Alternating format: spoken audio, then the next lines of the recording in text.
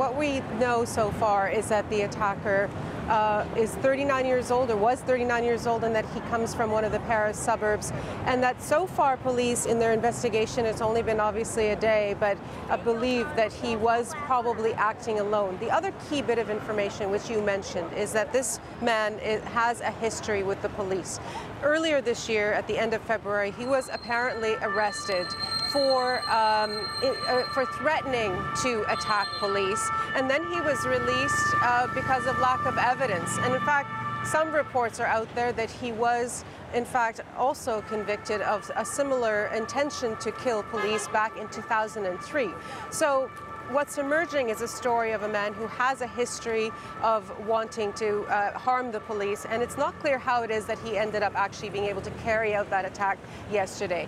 Also, we have heard from a site that often speaks for ISIS that claiming responsibility for the attack, but as always, Heather, it's impossible for us to confirm the veracity of that report. You know, Nala, as we speak to you on the Champs-Elysees, very close to where the attack happened last night, and you look at the goings and comings behind you, Parisians going about their lives ahead of this critical vote on Sunday, the first round in the presidential election.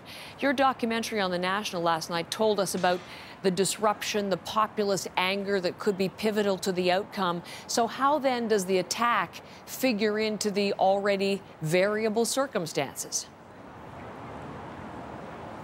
Well, listen, this topic has been very high and very front and center in this election campaign. There are 11 candidates, and several of them have made the issue of extremism, the fact that there have been so many attacks in Paris, a very central issue for them. So as you can imagine, yesterday, as this was unfolding, there were some candidates actually speaking live on television, it just so happens, and it provided them an opportunity to advance their point of view of how to deal with this issue. So the right-wing party, the far-right party that is led by Marine Le Pen, she reiterated her point that the borders need to be reimposed, that the fight against extremism in this country needs to be amped up.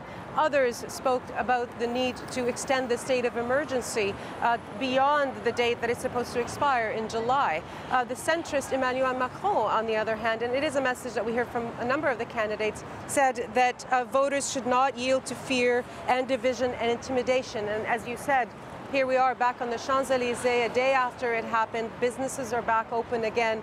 The traffic is here, and obviously a big police presence and lots of journalists, but the intention is, and the message from the leadership of this country and those who are hoping to lead it, is that life must continue despite attacks like what happened yesterday. Nala, thank you. As always, Nala Ayad from the Champs-Elysees in Paris.